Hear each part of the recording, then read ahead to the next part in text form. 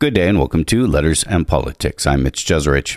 Last year, a few far-right politicians in the United States Congress formed what's called the America First Caucus, and it released a policy statement proclaiming that the country will be strengthened by a common respect for uniquely Anglo-Saxon political traditions.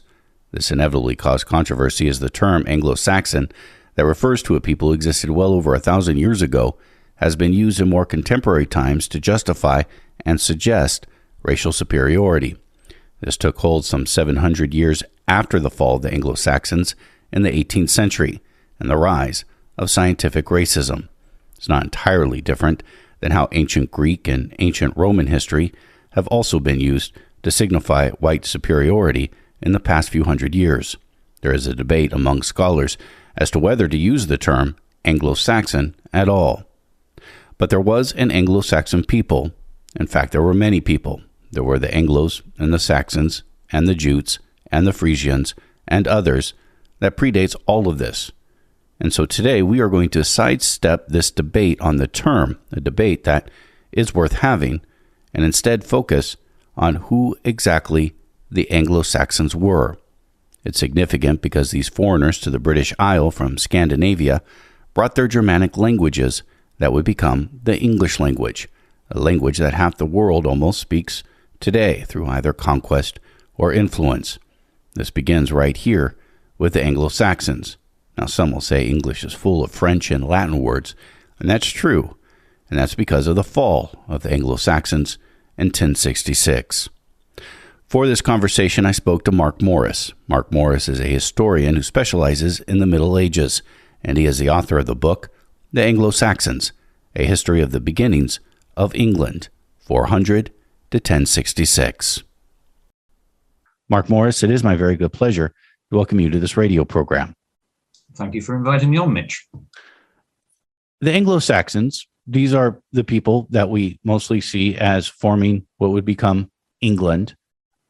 What's interesting to know, maybe not a lot of people do know, is that the Anglo-Saxons were not indigenous to what we call England today.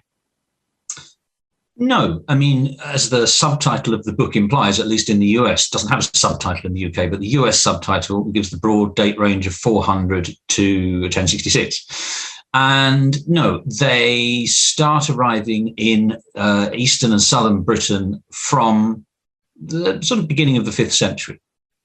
They're referred to as Germanic people. What does that mean? Well, I mean, Germanic is another word that's fallen out of fashion to some extent because it is difficult to precisely pinpoint what it means. I mean, to talk about what we know as opposed to abstractions, and perhaps to go back in time a little bit, Britain before this point had been part of the Roman Empire for nearly 400 years. And as such, it had all the things that one would associate with the Roman Empire. So the trappings of quote unquote civilization, Roman civilization. So it had roads and villas and towns and cities and canals and crucially a great deal of economic specialization. So if you lived in Roman Britain in the 3rd or 4th centuries, or if I did, I could have my current job. I could be a writer, I could be a historian, or I could be a vintner, or I could be a mosaic layer, or I could be a slave or a soldier or a shopkeeper, because it was a very economically specialized and sophisticated society. And that society goes more or less into economic freefall and decline in Britain, I hasten to say, round about the year 400, because basically the Roman state gives up on Britain. The Roman state is experiencing crises elsewhere in Western Europe, and so says to the Britons more or less, you're on your own. And so if you can imagine a modern state where you take away the army, and the administration, the state, the governors, and also things like the coins. I mean, coins ceased to be minted in Britain in the late 4th century and ceased to be imported. So this late Roman society in Britain goes into kind of very, very steep decline and basically becomes a failed state in the early 5th century and a land of kind of warlords and economic ruin. And into this new world into this ruined world come new settlers from northern Germany, but also all around the coast of Northern Europe and the coast of southern Scandinavia. So Swedes, Franks, Frisians, Angles, Saxons, Huns even. So the term used by contemporaries in the 5th century, in as far as we can see what's going on, is Saxons. And they later talk about themselves as Angles and Saxons. So Jutes as well, I should say, because Jutes are mentioned by the Venerable Bede. But it's a movement of peoples from all around the area I've described into Britain. And the very difficult thing is we can't say how many people settled in this period because we simply lack the data. People might think you can work this out by digging up bones or looking for DNA, but it's very difficult to quantify, and it's been a subject of controversy amongst scholars for well over a century. Was this a tidal wave, as was once believed, as was said by our few contemporary sources, that extinguished the population of Roman Britain, or was it just a trickle? Was it a handful of settlers who, by dint of being in charge, were able to sort of set the cultural tone for the centuries that followed? So it's a period of, again, the term Dark Ages has fallen out of fashion, but it's a period that we can perceive only through a glass darkly. It's being fiercely debated right now, isn't it? As to the nature of when the Anglo-Saxons first came onto the British Isle. Well, I don't think the date's much in question because they do show up. You do get certain sudden shifts in the archaeology. So one obvious thing, for example, is no one really was cremated in Roman Britain after the 3rd century. So if you don't find cremations in 4th century Britain, all of a sudden, from around the middle of the 5th century, you get cremation graveyards. So you get people being cremated and their ashes being put into urns in certain parts of, and it's regionally confined. The parts you see it in are in the eastern seaboard of what is now England. So East Anglia and areas around the Wash. You also see new things where people are just buried in the ground. You start to see what are called furnished burials. And again, people being buried with artifacts that are quote unquote Germanic or Saxon or Anglian. But even this is again fraught with interpretive difficulty, because are the people buried in those graves, are they people who had come from Europe? Are they the descendants of people who come from Europe? Or are they simply local people who thought, I'd like to get on in this new society, I will wear an Anglo-Saxon brooch? So it's very difficult to determine people's origins from the remains they leave behind. You can do it. You can look at their DNA when you can recover it, and you can look at the isotopes in their teeth. But that, as I say, it's very difficult to extrapolate from that. If you dig up 10 people in a small graveyard and 3 of them appear to come from North Germany in the early 5th century and 7 of them don't, that's great for that graveyard. Can you extrapolate from that across the entirety of the migration period and say only 30% were immigrants? No, of course you can't. So it's kind of a precise answer is elusive. I think, as someone who's not an archaeologist, my impression is that the broad consensus among academics nowadays, and I use that phrase very cautiously, but the preponderance of opinion, I think, is somewhere in the middle. It's that in order to affect the kind of change we see in southern Britain in the centuries that follow, i.e. people not worshipping a Christian god anymore, as they were in late Roman Britain, but worshipping a pantheon of Germanic gods, so people like Thunor, Freya, Woden, etc., and people speaking a Germanic language, i.e. English, Old English, in the centuries that follow, there must have been more than a handful. There must have been maybe hundreds of thousands. At the same time, it becomes impossible to imagine a migration so big that it would dwarf the existing, to use your term, indigenous population, the Romano-British, who must have still outnumbered the people who were coming from overseas. So, as I say, it's an unanswerable question, really. What is clear is that I think the people with this new culture were setting the tone, and that the reason for that was they were the ones in charge. And just to go back to what I was saying a minute ago, I think the reason they're in charge is because in many respects they are less sophisticated, and I'm using sophisticated really in an economic sense, than what had existed in late Roman Britain. So, I mean, in a failed state, I'm not going to speak for you, but someone like me, I would perish immediately, because I do not have the ability to fend for myself without, clothing and shelter and food being provided for me in a market society. The Anglo-Saxons, the people who are coming into this failed state, they are coming from the cold north, and they are the kind of people that can build their own houses from scratch, crudely, but they can build their own shelter. They can rear their own animals. They can slaughter their own animals. They can make their own clothes. They can hunt, and they can, crucially, they can fight their own battles. In late Roman Britain, civilians were forbidden to bear arms. The soldiery guaranteed your security.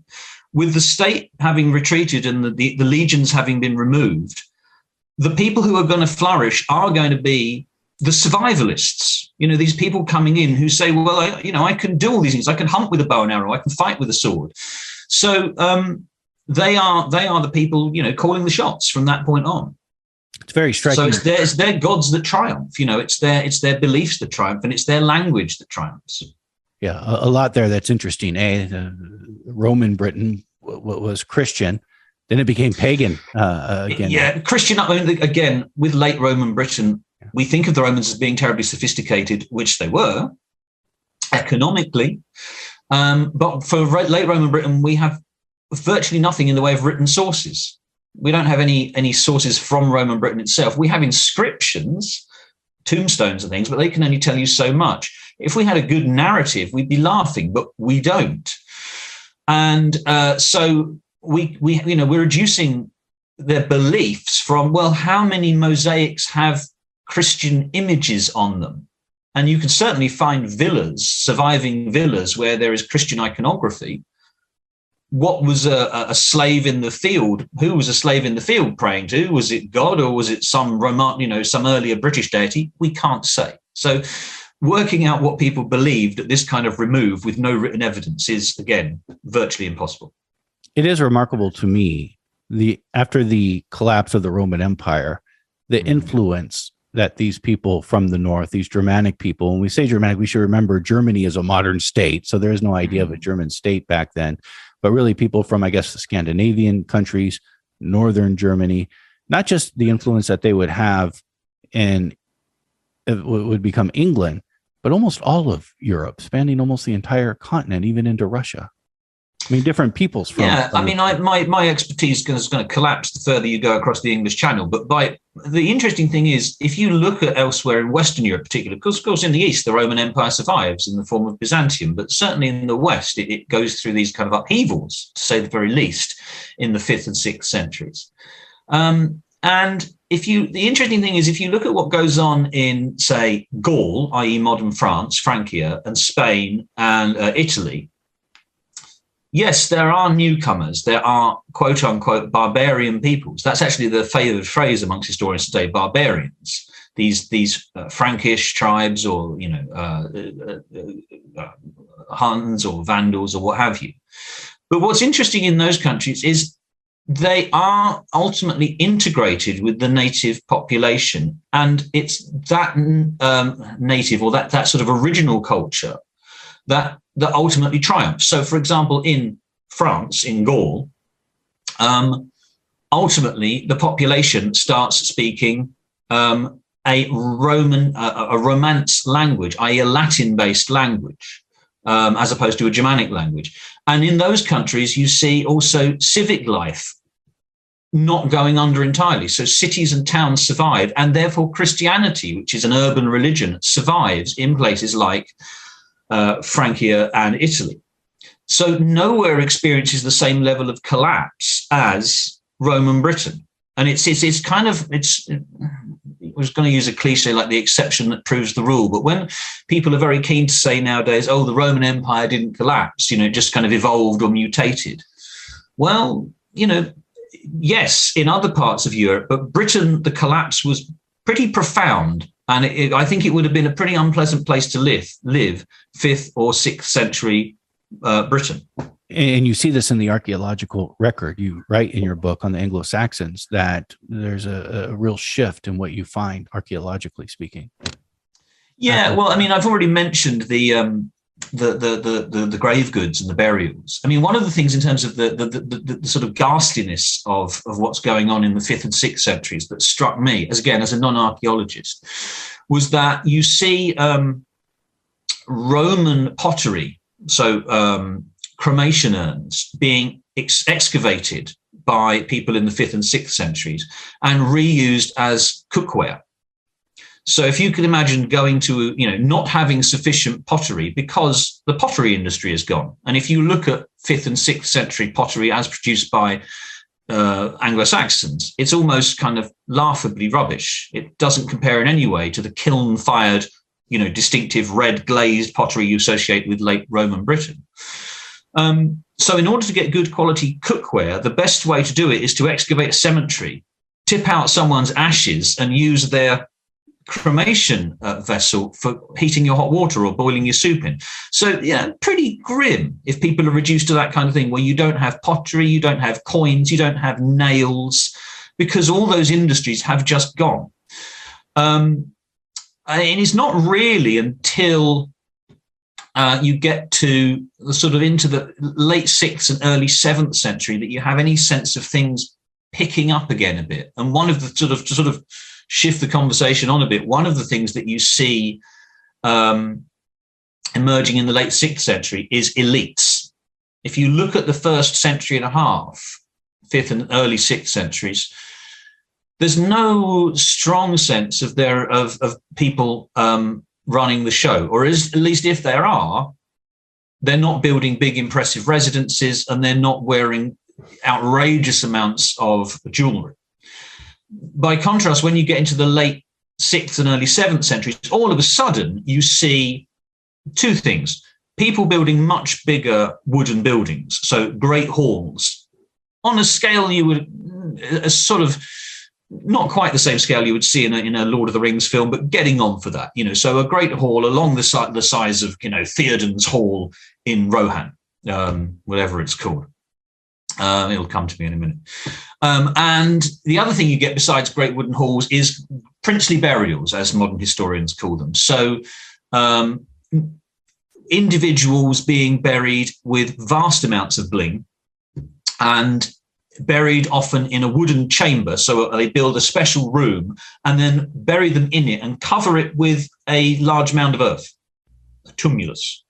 The most famous example, which your listeners may have heard of, is the one that was discovered or excavated rather in the 1930s, 1940s at Sutton Hoo in East Anglia, which was recently made into a Netflix film called The Dig with Ralph Fiennes and Carey Mulligan. So people lauding it over everybody else to the extent that they are kings. And also we have written sources, thank goodness, for the first time. We have one particular author, the Venerable Bead, writing in the 8th century, but writing history that stretches back to the late 6th century. So several hundred years later. Yeah. Yeah, but quite well informed, quite conscientious, talking to people who've been around for a long time, using such archive material as he has, and providing us with a pretty comprehensive account, or a very full account of the politics, both secular and ecclesiastical, of the 7th century. So, we really start to kind of re-enter the world of history, if history is kind of the written account as opposed to the archaeological record, as we move into the 7th century. It's Venerable Bede who would write that the Anglo-Saxons, and we'll have to differentiate Anglo and Saxon in the different groups, but it's Venerable Bede who writes that it was a king in England at the time, King Vortigern, who invited the Anglo-Saxons into England to help him defeat the Celtic barbarians from the north, known as the Picts and other groups.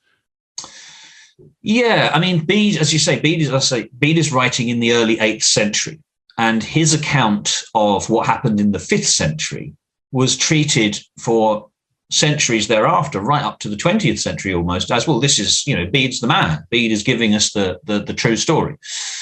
And there's another version, an altogether more telegraphic version, which is told a century after that, by the so-called Anglo-Saxon Chronicle, which is first compiled in the late 9th century. And that has similar stories about the initial settlers being invited in as mercenaries, fighting on behalf of whoever was in charge. I mean, Bede calls him Vortigern, in post-Roman Britain.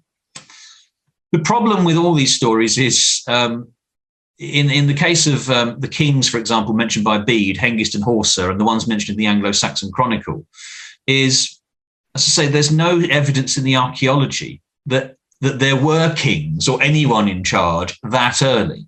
And there are problems with some of the names given in the Anglo-Saxon Chronicle, like it says, well, there was this guy, Portus, and he gave his name to the city of Portsmouth.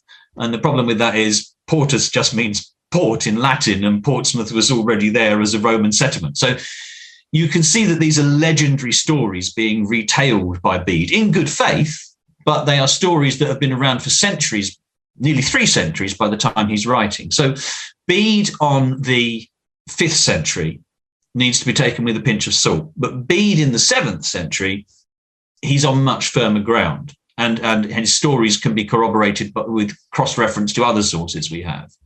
So all of these sources, as a medieval historian, you're reading them against the grain, you're looking for improbabilities in them, you're looking for exaggerations, and you're generally being a skeptical modern reader and not taking everything as kind of manifesting God's will as Bede would have it. Nevertheless, Bede is suddenly, after the desert, the famine, if you like, of the 5th and 6th centuries, just great for a historian like me to finally have some written material to digest. Well, you specialize in medieval history, which comes a little bit later, the period that we've been talking about so far. Is it different, the records that you have and the information that we have between, say, medieval times and this early period of the Anglo-Saxons in England? Well, sorry to sort of pull rank here, but medieval can be used to cover everything, between Rome and the Renaissance. So there's the Anglo-Saxon period is just a subset of medieval. But you're right. I cut my teeth doing later medieval things, not late medieval, but sort of mid-medieval, high medieval. So I did stuff, my thesis was on the 13th century, and I've done books I had done books going back as far as the Norman Conquest. So this for me was a departure because I was going 500 years earlier than I'd gone before. And as I think we've already established, the difficulty with doing that is, in the first instance, you have no written evidence at all. It's archaeology that has to get you through the first chapter, which is a challenge to make play as a narrative.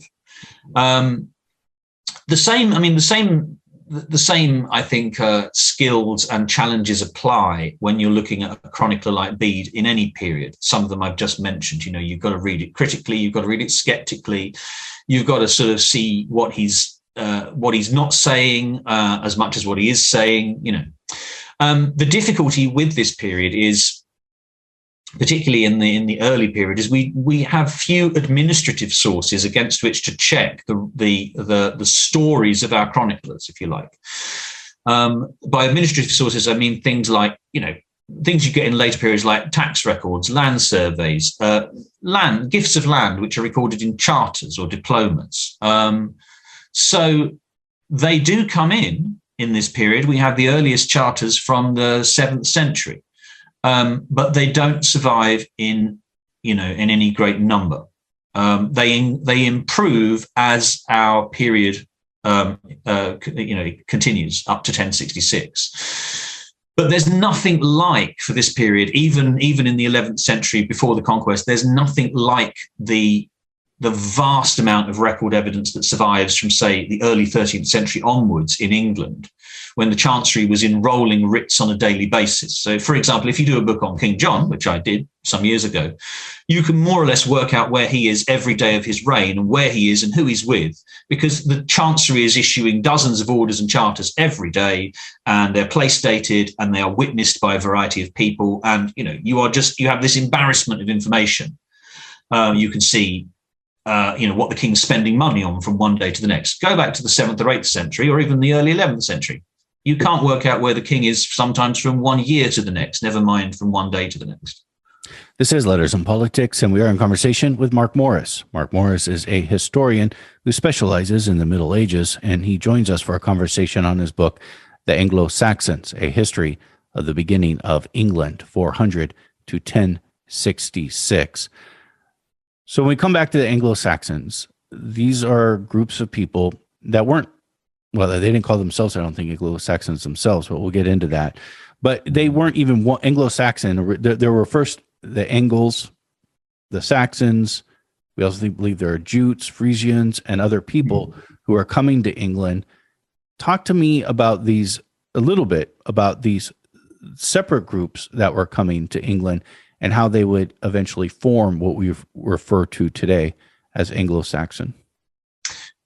Right. Well, as we've said already, they're coming from all over the place. They're coming from all around the North Sea littoral and all around sort of southern Scandinavia. So, you probably run to at least a dozen names: Anglo-Saxons, Jutes, Frisians, Franks, Huns, Swedes, etc. And therefore, it's not as straightforward as the narrative sources, the later narrative sources like Bead imply. Because Bead has a famous paragraph somewhere towards the beginning of the Ecclesiastical History, his most famous work, where he says they were three very powerful tribes, the Angles, the Saxons, and the Jutes, and they came over and they settled, and they formed these kingdoms. And that kind of gives the impression that they came over in these discrete groups of Angles in some boats, Saxons in the other boats.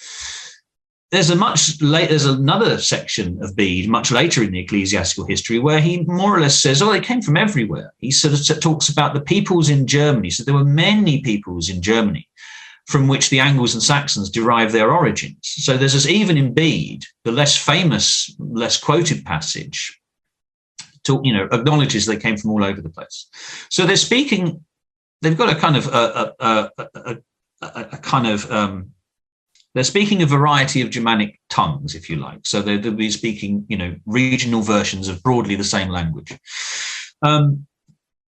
So there's an awful lot of ferment and flux in the 5th, 6th, and 7th centuries as this migration is going on. I know I'm speaking out of school here, but if you can imagine kind of the early years of America, when you have people coming from all over Europe and beyond and settling, and communities mixing it up, and their cultures just colliding.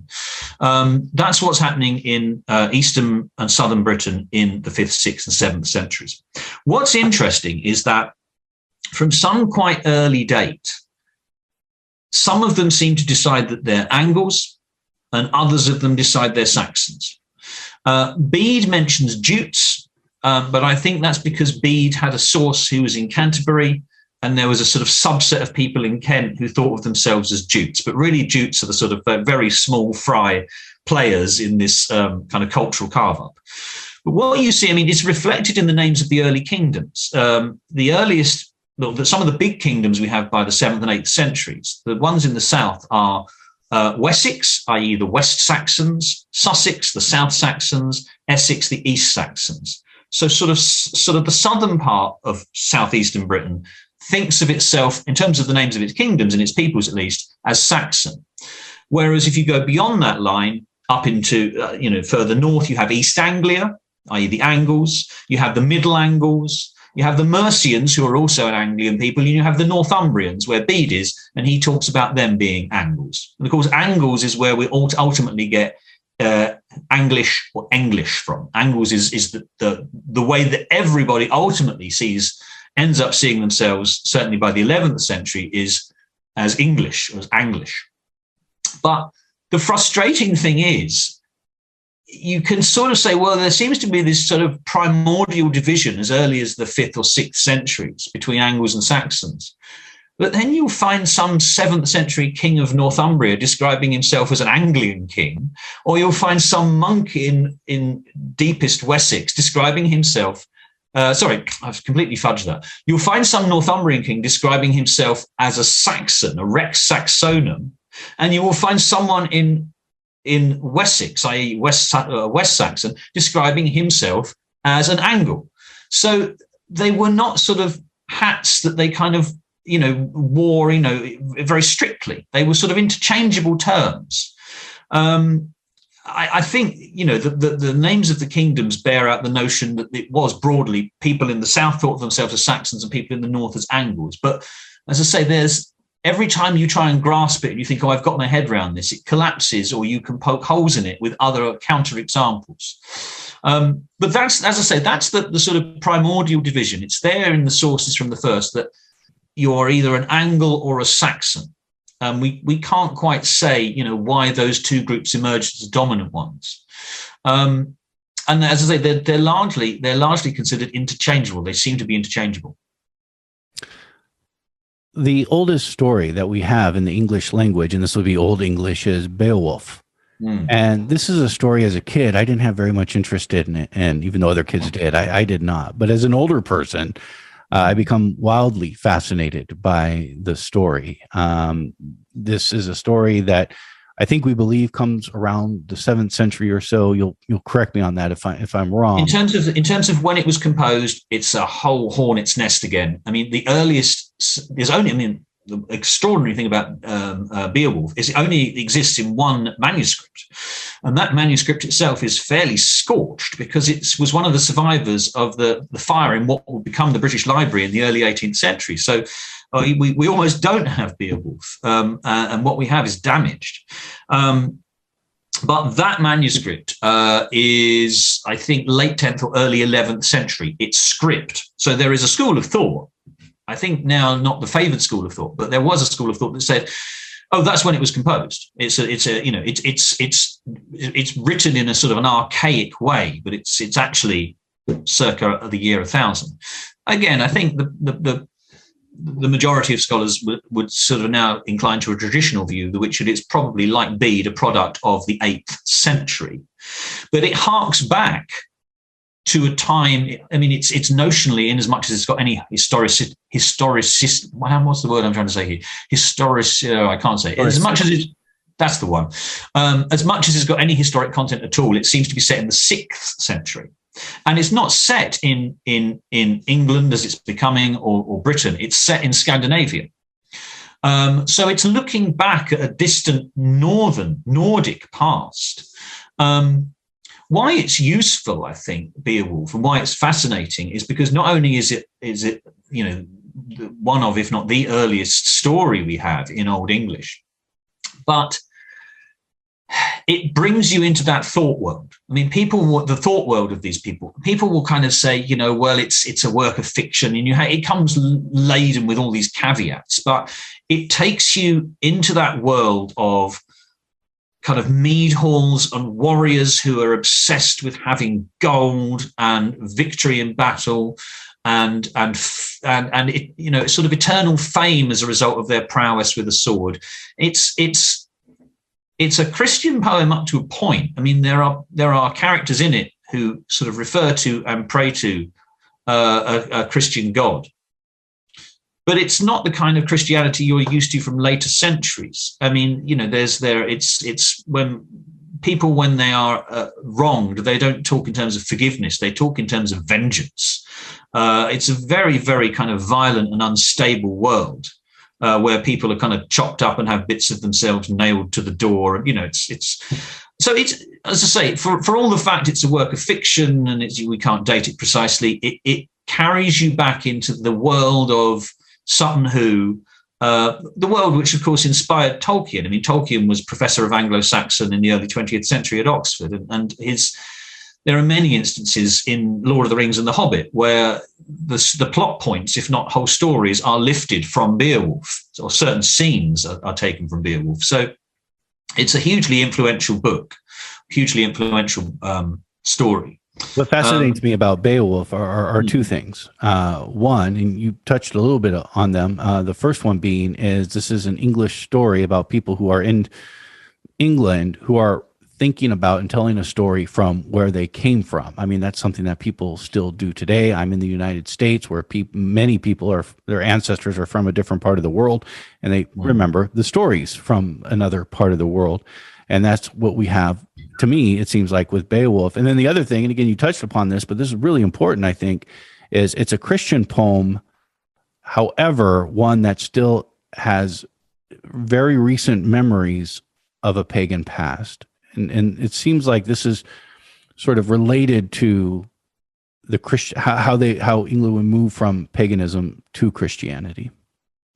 Yeah, you're right. I mean, it's both those things I'd agree with entirely, and I think that's why it's so precious, because if you only got your sense of what was going on in the 7th or 8th centuries from Bede, it would be, entirely skewed to Christianity, because Bede doesn't want to talk about paganism except for how Christianity triumphs over it. So Bede has one or two stories about, I think I'm paraphrasing here and I'm slightly mocking or making fun of, but when people talk about paganism in Bede, they sort of say things like, they convert and they say, our current religion is rubbish, isn't it? And they all agree and say, yes, we should convert to Christianity. They don't go into any detail about, pagan religion. And, when Bede is talking about battles as well, Bede will say there was this great battle. And you think, great, wonderful. Now we're going to get some fisticuffs and some actual narrative. And he says, yeah. And after the battle, they put up a cross, and if you carve a little bit off the cross and you give it to a cow, the cow's sick, the cow gets better. There was a friend of mine, he was a monk. He also, you think, what about the battle? Bede's preoccupations, as I've kind of said before, are not necessarily the questions we want answered. Whereas if you look at Beowulf gives you that, although it's undoubtedly written by a clerk, i.e. someone who was a priest or a monk, it is steeped in kind of lay culture. It's the best window onto that vanished world of kind of warriors and swords and gold and warfare, and so I think that's why sort of Beowulf is useful. It's kind of as an antidote to Bede. How significant is Christianity to the formation of what would become an English identity from all these different Anglo-Saxon kingdoms? Short answer, enormously. If I perhaps start telling the story as I'm trying to formulate a better answer than that, they start to convert right at the end of the 6th century with the arrival in the kingdom of Kent of St. Augustine. Not St. Augustine of Hippo, the other one who comes is sent by the Pope, Gregory the Great, to convert the Angles and the Saxons. And he converts Kent and not much else. He becomes the first Archbishop of Canterbury. And it's in the generations that follow throughout the rest of the 7th century that the other Anglo-Saxon kingdoms, one by one, convert to Christianity. And there are fits and starts in the first half of the 7th century. But by the end of the 7th century, I think it's 586, 587, the last kingdom, Sussex, the rulers convert. And I should say, because it's very important, it's not just a Rome-driven effort. There's also another missionary endeavour which comes ultimately from Ireland by way of what is now Scotland into Northumbria. So you had the Celtic Church converting the kings of Northumbria. And they have a very interesting confrontation from the beginning, because they are two different rites that have evolved in the centuries since the Irish converted in the 5th century. And so there is a lot of kind of doctrinal strife and controversy in the course of the 7th century. But so that's when the rulers convert. And of course, the smart thing to do if you're a missionary is to convert the people in power. So particularly in the case of the Roman Church, the missionaries turn up and they say, we've got a gold cloak for you, Your Majesty, and we've got a lovely ivory comb for your queen and a mirror. These are the kind of things attested in Bede and in letters that survive in Bede from the Pope himself.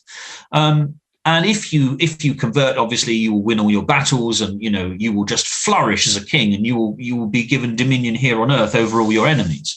So what's not to like about Christianity? Christianity promises you eternal life. It promises, and I think the other thing that's really important, which I kind of hinted at, is Christianity is associated with Rome, and Rome is basically still power in the 6th, 7th centuries. So you are you're being brought into this. Remember, in Britain, you're on the fringes of Europe, and you're being brought into this powerful club of European kings and princes, like the king of the Franks, like the kings in Italy. And this promises you literacy, which you hadn't had prior to this point. So the church means you can issue law codes, written law codes. You can have a literati, a clerical elite who will produce charters for you. It promises you the wealth that goes with, Romanitas, Roman culture. So you can start striking coins again with your name on. So Christianity basically means kind of, this initially mysterious, more sophisticated civilization that you can buy into as a formerly pagan Anglo-Saxon king or prince. So it has this sort of allure that they're very keen to buy into. And, we can look at the rest of the story as we go on. But once Christianity is established, it doesn't let up. From that point on, Christianity is central to the lives and the thought world and the afterlives, for that matter, of these rulers and their peoples. What happened to those who are still pagan? Do we know? Well, I wrote an article about this last year when I sort of pushed the boat out a bit and see how far I could push the evidence. Of course, bearing in mind we're largely reliant on Bead for the early part, and we have one or two other written sources. Bead gives the impression that the conversion process is pretty benign. So the king converts, and then happily all his hundreds of thousands or tens of thousands of subjects also convert. And Bead actually has this line where he says, in favour of Ethelbert of Kent, it's much to his credit that he didn't force anyone to convert, but he did show greater favour to believers than non-believers. And you kind of think, reading between the lines, well, if I was living in this world where kind of princes and kings routinely lobbed people's heads off they didn't like, I would probably stay on their good side. I would probably, like to be in favour with Ethelbert or Edwin or whoever. You also have there's another source that's kind of contemporary with Bede called the Life of Wilfrid, about a Northumbrian bishop who was extremely controversial and enormous fun to write about, who's sort of flourishing in the 7th century. And there are some comments in passing in that. He talks about the conversion of Sussex in the 680s and says, Wilfrid baptized thousands of people, some freely, some at the king's command. So, i.e., there were some people being baptized against their will. And Bede talks about one of the kings of Kent in the mid-7th century destroying pagan shrines. That's something you hear about a lot. There's another story in Bede about, I'm not quite sure how he describes it in the Latin, but they're clearly people working the fields, common people, as opposed to monks. There are some monks moving wood along the River Tyne who get into trouble and basically end up drowning as they're getting swept out to sea by a storm. And Bede talks about the common people mocking them, being upbraided by the other monks who are on the shore, weeping and wailing. And the common people, again, in Bede's telling, say, let them drown, because what is Christianity to us? We've lost our old religion. We're not allowed to do the old religion, and we don't understand what the new one is. So, the elite understands it. The elite have converted. The elite are building nice stone churches and have fancy gold Bibles. And they have the ability to, read and understand Christianity's message. But if you're in some remote settlement in Northumbria, and you've been told you can't pray to these gods anymore, there may be a priest or a monk who visits once every other month, who comes around and sort of explains the basics to you. But you don't have a church to pray in. There's no parish system, so I think people are in the dark for many generations, and you can tell that because, again, slightly outside of my own scholarship, but in later centuries, so at least as late as the 8th century, you have papal legates complaining about abuses, as they call them, or people worshipping devils, or people worshipping household gods, or people indulging in strange non-Christian rituals. So there's a sense of less of that. You got to stamp this out, which is going on at least 100 years after people have notionally been converted. So the elites convert quite quickly. The bulk of the population, I think, cling on to their ancient religions for, some time thereafter. I mean, one of the things that is apparent. I mentioned the pagan gods earlier, like Thunor, Free, Tu, and Woden, after whom we still have days of the week named, Tuesday, Wednesday, Thursday, Friday. So it survives long enough for that kind of nomenclature not to be eradicated by the advent of Christianity. Is this period of time, and I say generally this period of time, meaning the first maybe few centuries of the Anglo-Saxons in England, is this the genesis of the sort of historic tension between England, Northern England, the Celts, Wales, Scotland, and then even onto Ireland?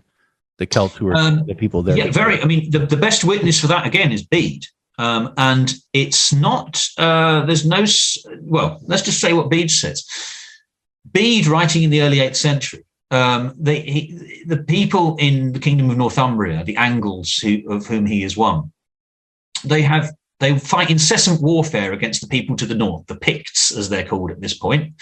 And Bede says, in writing in the early 8th century, in a fairly Pollyanna-ish way, he says, well, the Picts, we're okay with the Picts now. The Picts have calmed down. And crucially, the Picts have converted to Christianity.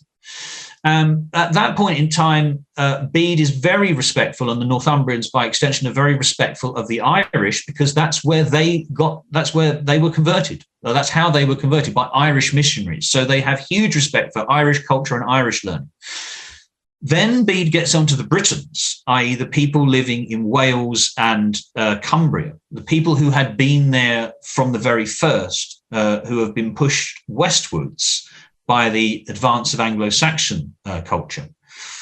And whenever Bede mentions the Britons, he basically starts spitting blood. He absolutely becomes very intolerant. I mean, there's one story that sticks in my mind where Bede is talking about an early king of Northumbria, a pagan king of Northumbria, no less, going into what is now North Wales and slaughtering not just the population, but also some Christian monks, Christian priests, because the Britons were pagan, were Christian. And Bede more or less says, serves them right, because they had the date of Easter wrong.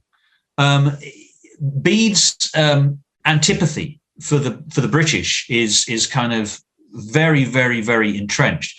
And I think that's the kind of ethnic division you can see in this period, right the way through, that if anything hardens as time goes on. So as I said, when you get in other parts of Europe, when you have barbarian invaders in the 5th century, ultimately those ethnic divisions disappear, and everyone thinks of themselves, in France by the 9th century as Frankish.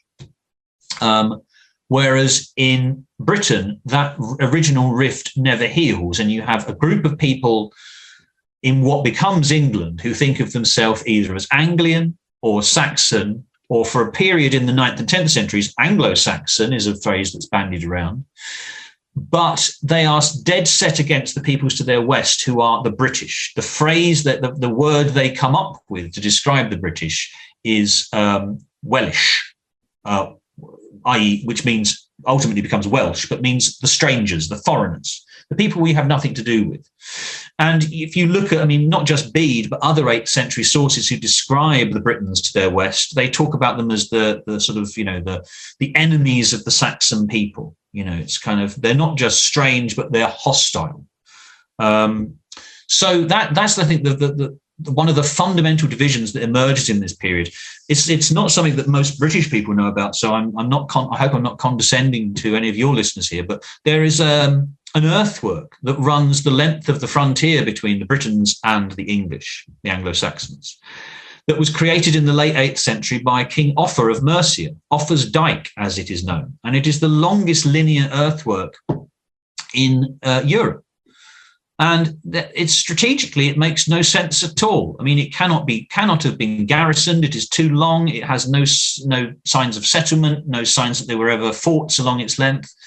But it seems to scream that these were two peoples that really didn't get on. And Offa wanted to sort of, build a wall to strike a very crude modern analogy.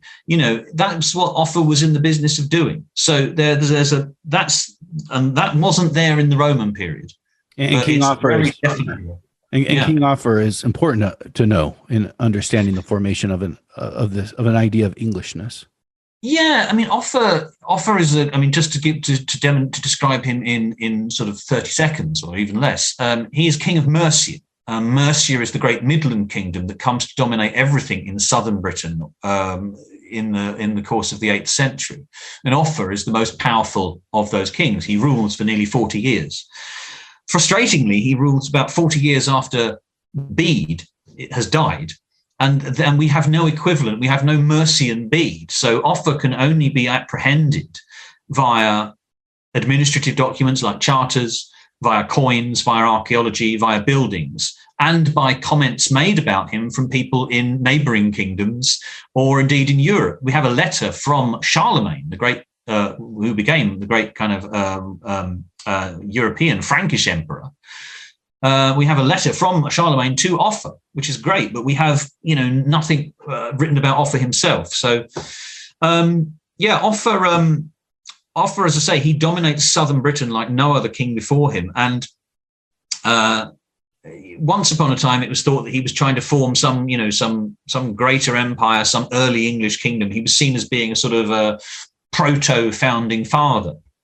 I'm not sure that was his ambition. I think he was just a warlord who liked to, rule other kingdoms and extinguish their kingships. Because he never, as far as we can determine, he never described himself as anything other than king of the Mercians. But he is, I float the idea in the book that in building this huge earthwork along his western frontier, he is kind of playing on that idea of them and us with the Britons to his west. And it is in his period that you start to see, perhaps a greater fluidity between, I'm an Angle, I'm a Saxon, or it doesn't really matter. One week I describe myself as a Saxon, the next week I describe myself as an Anglian. There are letters from churchmen to Offa or his predecessor, Athelbert, saying, Athelbald, in which people talk about Anglian people 1 minute and Saxon people the next, and they are clearly interchangeable terms. So whatever initial division there was in the 5th or 6th centuries is breaking down. After the formation of these kingdoms, after the Anglo-Saxons had been in England now for several hundred years, we get another wave of invasions from the north, from the Scandinavian countries. Again, area that these Anglo-Saxons originally were from. These are the Vikings. And I guess we would not refer to Anglo-Saxons themselves as Vikings, but these, I think we're talking around the 9th century, 10th century. These are who we would call the Vikings, and they would invade England. Was there, the people who are now in England, was there any recognition of some historic kinship between these people? Yeah, I think so. It's the difficulty with the Vikings. Viking is a term that's not used very much at the time. I think it's used once or twice in the 10th or 11th centuries, but they tend to talk about them they first show up in the late 8th century, and then they sort of terrorize England in the 9th century. And the terms that they use are heathen men or Danes or Northmen, but particularly Danes. They talk about them collectively as just Danes, even though, as we know, they're from all over the place, Denmark, Norway, etc. I think part of the reason that they're so terrifying is you've already said, they haven't forgotten where they came from. When you look at the ancestries, the genealogies of kings like King Alfred in the 9th century, they celebrate the fact that they derive their ancestry from Woden. So they can trace their ancestors back to the gods of old. They know they come from the cold north.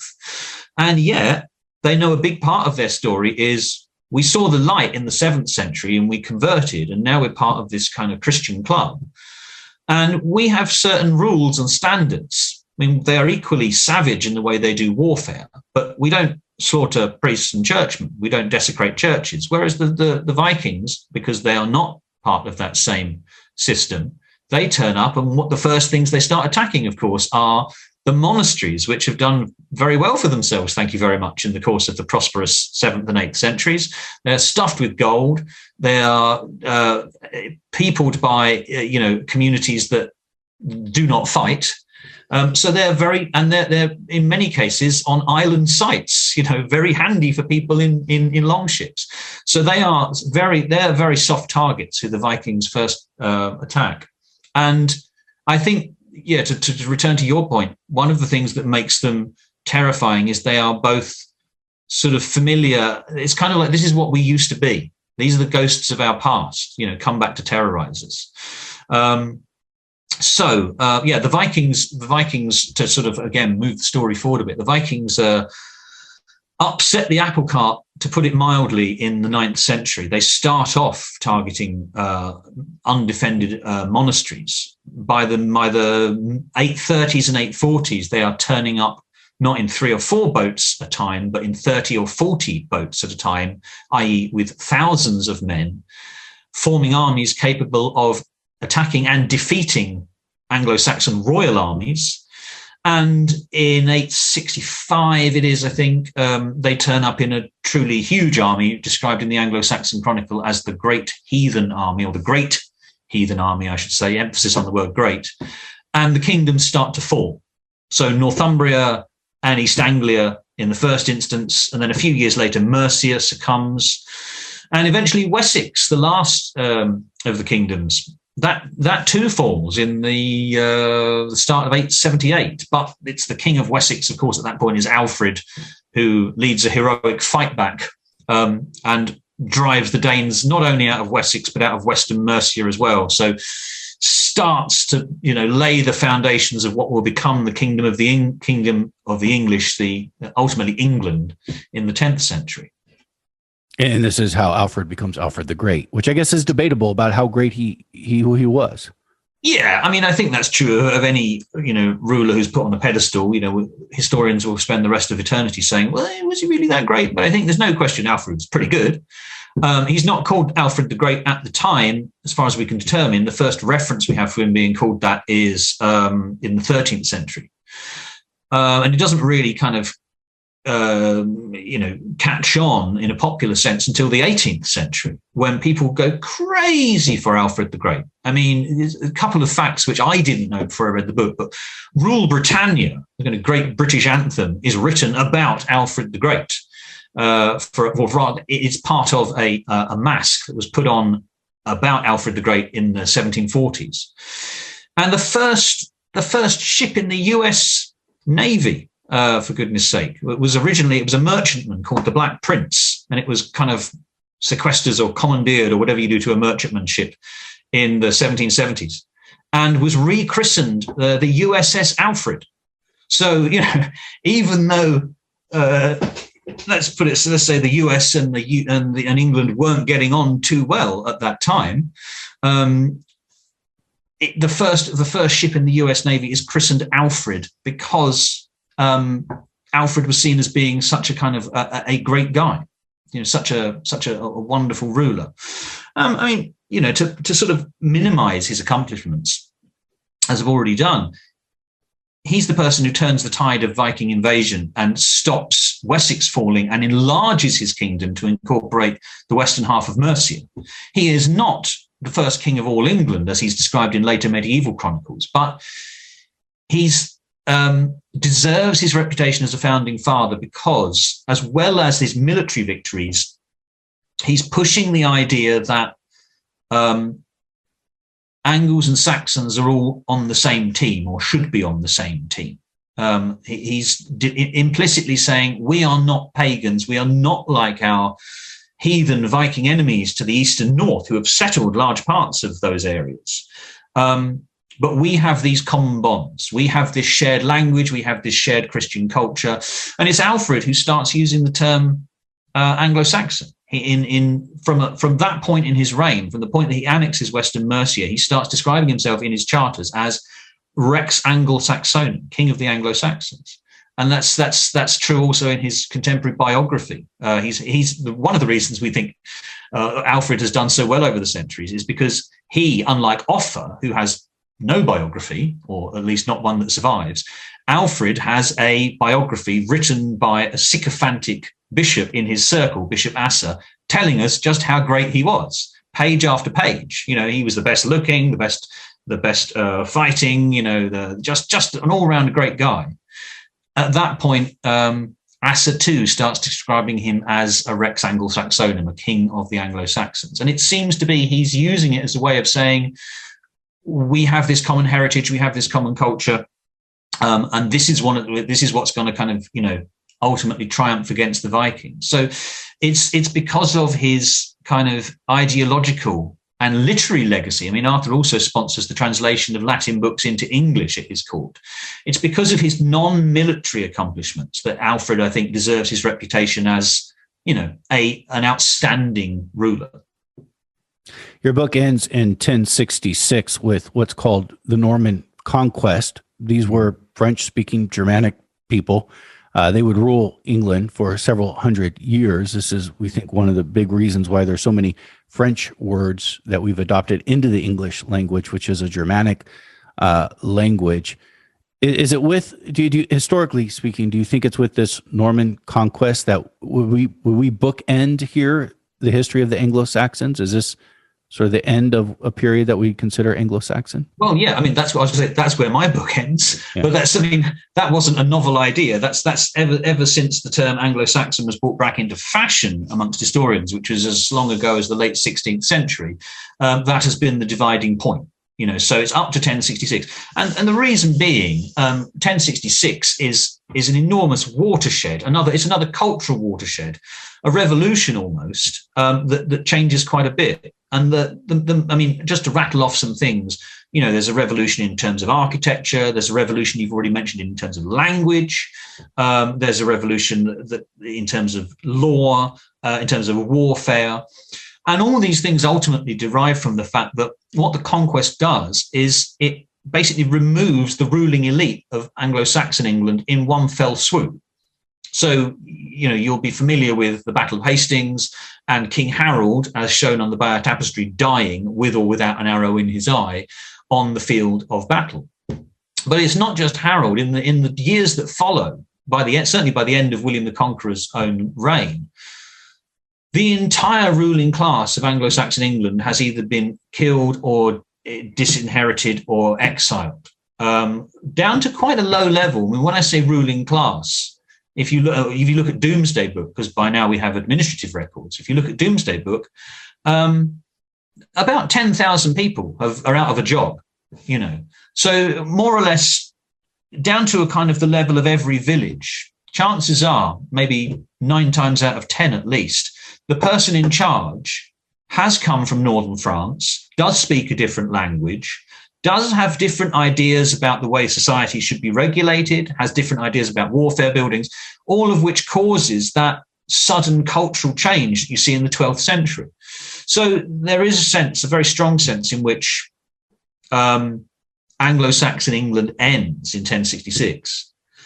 Having said all of that, at a lower level and at a deeper level, of course, the rest of the population isn't displaced.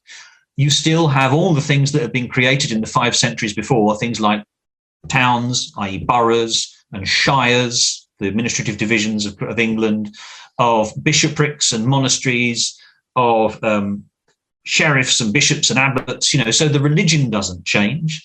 The structure of the state doesn't change. The geography is not changed. I mean, the political geography, not much.